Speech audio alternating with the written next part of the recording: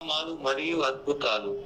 కొన్నిసార్లు మనం అల్లాహ్ను విశ్వసించమని ప్రార్థనలు అడిగే స్థలంలో కూర్చున్నప్పుడు మన కళ్ళ నుండి కన్నీళ్లు రావు లేదా మన నాలుక నుండి పదాల రూపంలో మనం ఏ దువా చెప్పము.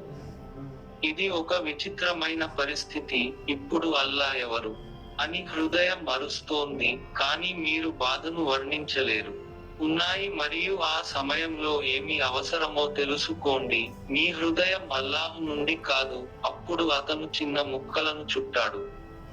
అప్పుడు అల్లా అతని కోసం మార్గాలను సృష్టించడు. అల్లా స్వయంగా అతని సాధనంగా మారతాడు. మీ ఈ నిశ్శబ్దం అల్లా సన్నిధిలో చాలా పెద్ద శబ్దం చేస్తుంది. ఈ నిశ్శబ్దం యొక్క స్వర్గపు సృష్టి యొక్క స్వరం చాలా బిగ్గరగా ఉంటుంది.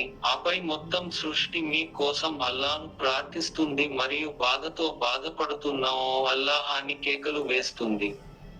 అతనిని నయం చేయండి. అతని ఆ శబ్దానికి అతను ఆశ్చర్యపోతాడు. నీ స్వరంతో ఆకాశం కంపించిన వేళ, బృహద్దమని కంటే నేనే నీకు దగ్గరగా ఉన్నాను అని చెప్పిన స్వామి పరిస్థితి ఏంటో ఆలోచించండి. సింహాసనాన్ని చేరుకోగల నీ మౌనపు ఘోష గురించి ఆలోచించు. నీ హృదయంలో నివసించే అల్లా వినలేడా? అతను ప్రతిదీ వింటాడు. ఆయనకి అన్నీ తెలుసు. మీరు వద్దు అని చెప్పినా ఆయన గుండె చప్పుడు, మరియు ఆ గుండె చప్పుడు పదే పదే.